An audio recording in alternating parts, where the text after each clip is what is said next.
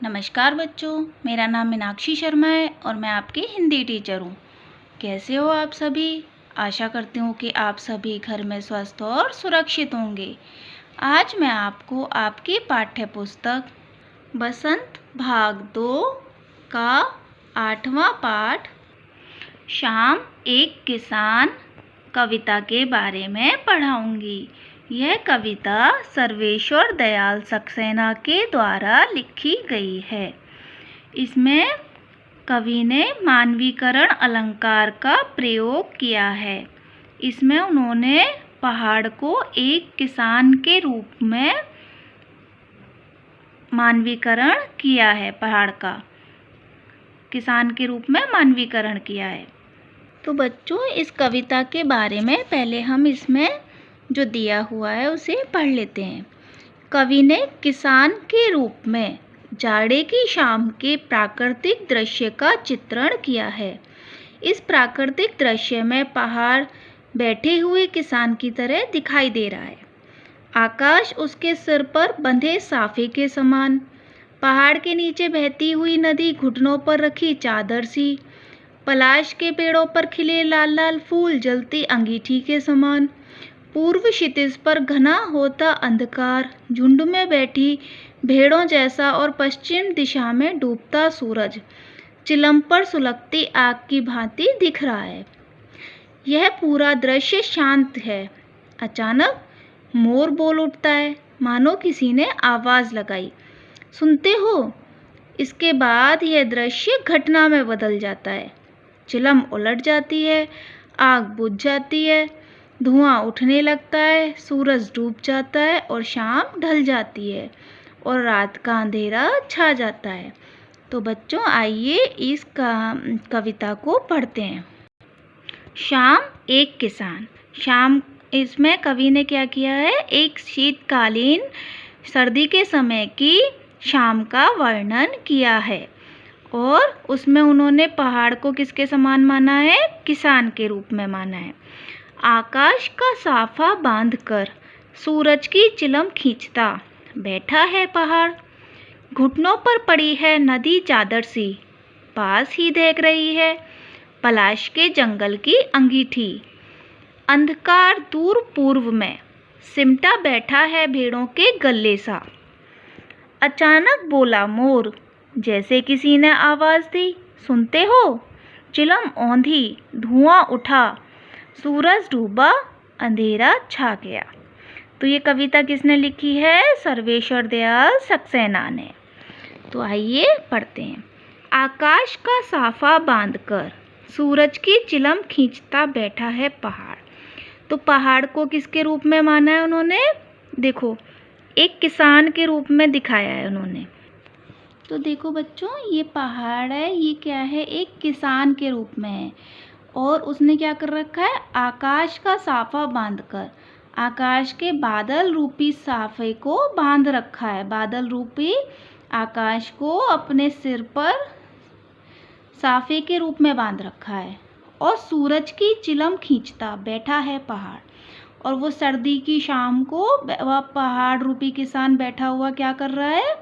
जैसे सूरज रूपी, और वह पहाड़ क्या कर रहा है? पहाड़ रूपी किसान सर्दी की शाम में चिलम पी रहा है। और वह चिलम में क्या होता है? लाल लाल छोटे छोटे वो अंगारे से होते हैं ना, तो वो अंगारे की तुलना किससे की गई? सूरज से, कि वह सूरज रूपी चिलम को खींचता हुआ पहाड़ रूपी किसान आकाश रूपी बादल को साफे के रूप में बांधकर बैठा है। समझ में आया बच्चों? कि पहाड़ रूपी किसान आकाश रूपी या बादल रूपी साफे को अपने सिर पर बांधकर सर्दी की शाम में सूरज रूपी चिलम को पीता हुआ बैठा है और घुटनों पर पड़ी है नदी चादर सी। और उसके जो पहाड़ पे के घुटनों पर ये जो नदी आ रही है ना, तो ये ऐसा लग रही है जैसे कि उसके घुटनों पर, जैसे वो सर्दी से बचने के लिए एक चादर ओढ़ के बैठा हो। तो उसके घुटनों पर नदी जो है वो चादर के रूप में पड़ी हुई है, पास ही दहक रही है पलाश के जंगल की अंगीठी। और देखो इस पहाड़ के सामने ये जो पहाड़ पेड़ पौधे दिख रहे हैं ना, ये पलाश का जंगल है। पलाश के फूल कैसे होते हैं? लाल लाल। तो वो ऐसे लग रहे हैं जैसे कि वो पलाश के जंगल जो हैं वो एक अंगीठी के छोटे छोटे अंगारे हैं। जो उनके लाल लाल फूल है ना पलाश के जंगल के, वो ऐसे लग रहे हैं जैसे अंगीठी के छोटे छोटे अंगारे। और वो ऐसे लग रहा है कि उसके सामने पलाश के जंगल रूपी अंगीठी दहक रही है, जल रही है। अंधकार दूर पूर्व में सिमटा बैठा है भेड़ों के गले सा। और जो वो सूर्यास्त का समय हो रहा है, तो पूर्व दिशा से क्या हो रहा है? पूरब से उदय होता है ना सूर्य, और पश्चिम में अस्त होता है। तो सूर्य तो क्या है? पश्चिम दिशा में अस्त हो रहा है। और इधर दूसरी ओर पूर्व दिशा से अंधकार बढ़ता जा रहा है। तो वो कैसा बढ़ रहा है? सिमटा बैठा है जैसे भेड़ों के समूह की तरह। जैसे भेड़ों का समूह आगे बढ़ता जाता है ना, ऐसे ही अंधकार पूर्व दिशा से बढ़ता आ रहा है। अचानक बोला मोर। इतने में क्या हुआ? ये सब कवि कल्पना कर रहा है। तो इतने में अचानक क्या हुआ? मोर बोल गया। जैसे किसी ने आवाज़ दी, सुनते हो? तो ऐसा लगा जैसे कोई आवाज़ दे रहा हो, सुनते हो? जैसे आप कभी आप बहुत चिंतामग्न हैं, बहुत कुछ किसी गहन विचार में मग्न हैं, बहुत सोच रहे हैं, तो और अचानक कोई तुम्हें आवाज़ दे तो क्या होता है? तुम एकदम से घबरा जाते हो, बबक जाते हो, डर जाते हो। और जैसे तुम्हारे हाथ में मान लो पेन पेंसिल है या कुछ भी चीज़ें, तो वो हाथ से छूट जाती है डर के मारे।